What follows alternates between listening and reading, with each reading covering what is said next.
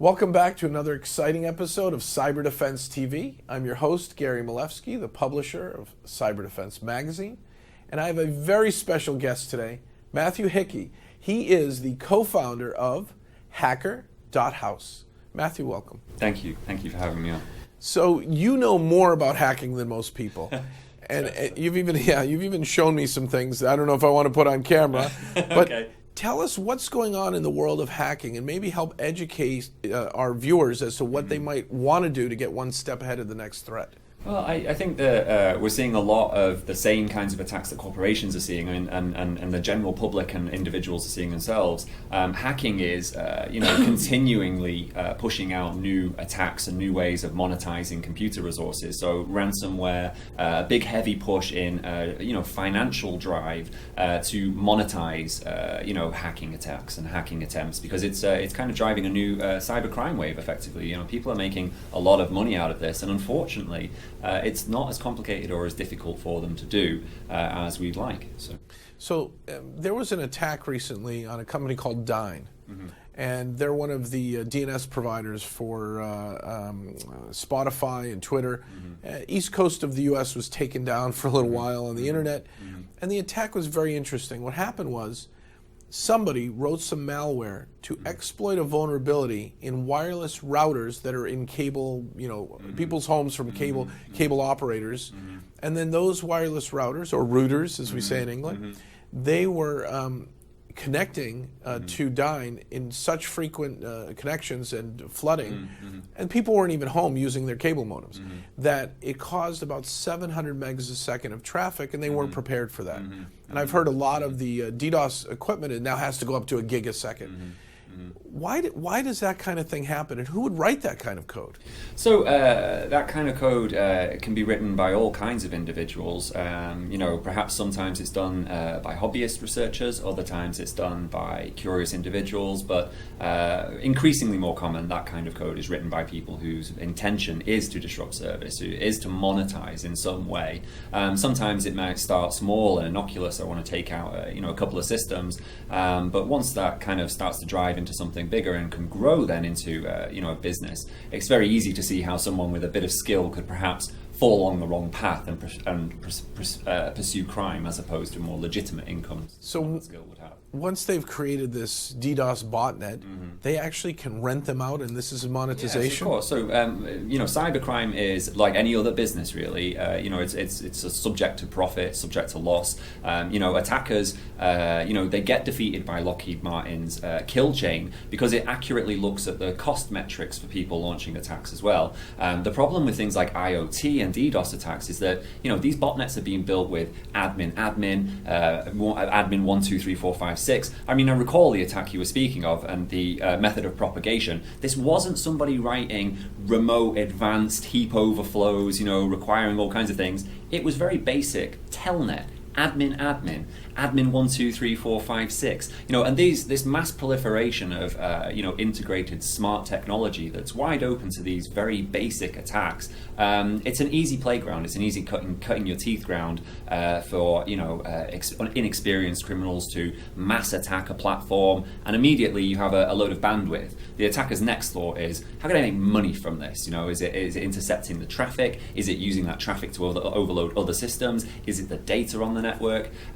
And then strategically, can I rent those out to other cyber criminals? If you look at things like the various breaches at Equifax and other environments, these attacks happen by inexperienced hackers. They then share that, I found a SQL injection, I found a vulnerability in this target. That's then picked up by a more advanced organized group who can then interject and perform those attacks against the adversary. So it kind of feeds into an ecosystem really that is at the very bottom end of that is the people that are performing these DDoS as a service, this kind of malicious criminal intent that's just, let's take companies offline and extort them and do ransom attacks. Now, good guys like you who are trained as white hat hackers, you could actually go after the bug bounty programs to help these people harden their networks. But you're saying kind of the black hats will find a bug and sell it on the dark web to a more serious organization. Yes, the commodity value of vulnerability information, it's a valuable commodity now. Data really is power. Systems and the information that they hold can be critical and crucial to a business. So all of your business processes and your ICT needs, you only have to look at the city of Atlanta and the attacks that happened there and how that crippled the capability of that city to function. These systems, we have a much more of a need for them today. We've become so dependent on them that when they are targeted and they are attacked, we will pay any amount of money to get them back online because we need them for our day-to-day lives. So does Hacker.House train us so that we won't be a dumb smart city? In other words, a smart city that gets victimized and goes down? So Hacker.House, we're a training company. So we provide hands-on hacking courses where we effectively identified that there was a need to connect a lot of the theory that people were learning with a lot of the hands-on practical elements of what actually is entailed in breaching networks and accessing information, stealing data. So we, as a solutions-orientated company, we spent a lot of time looking at problems to try and see if we could find solutions to them. So one of the problems we looked at was training and how the existing training models were working.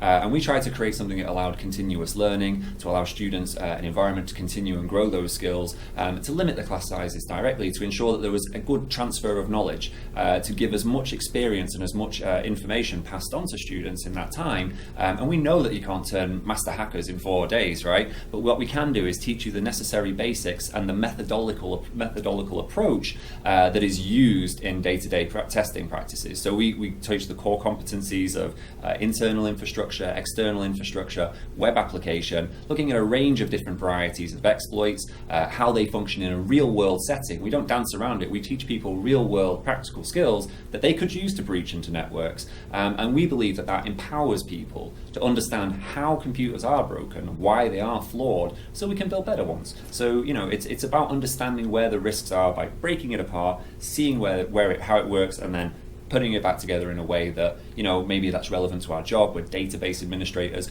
Understanding how that attacker works means I'm going to be able to build the right architecture to keep them out. Speaking of which, and Hacker.House, you guys started in the UK, and I believe you're expanding into the US, but ultimately you are online. Yes. Yeah, and so anybody could take your course at prescribed time.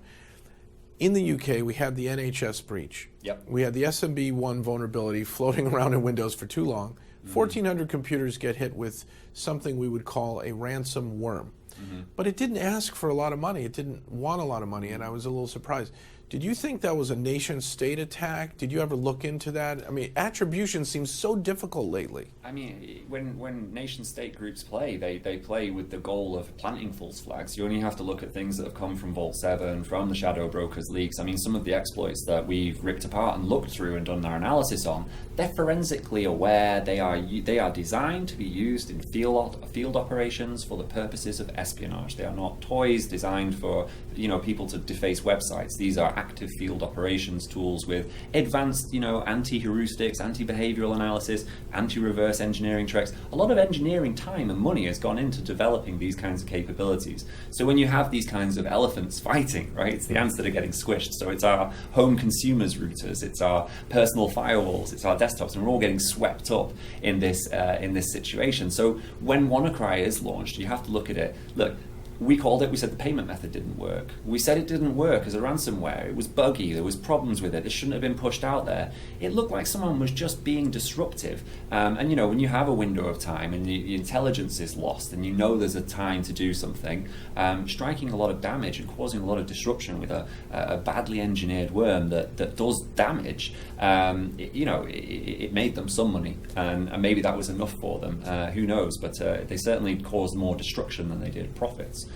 Which makes you wonder why do it. Can we be invisible ants if we go to Hacker.House and learn the right skills? You can certainly learn how to stay away from women when they're stamping their feet. That sounds great. Excellent. Well, this is an amazing interview. I really appreciate it. Thank you. And I want to tell our viewers something very special. Cyber Defense Magazine is partnering with Hacker.House, and we're going to launch a contest very soon. You're going to be able to apply to win one of their best classes that's valued at almost $2,000. And they're doing this as a gift for you. So please Check them out, learn more about them, and when we have this contest, don't miss out, sign up. And stay tuned next time for another episode of Cyber Defense TV.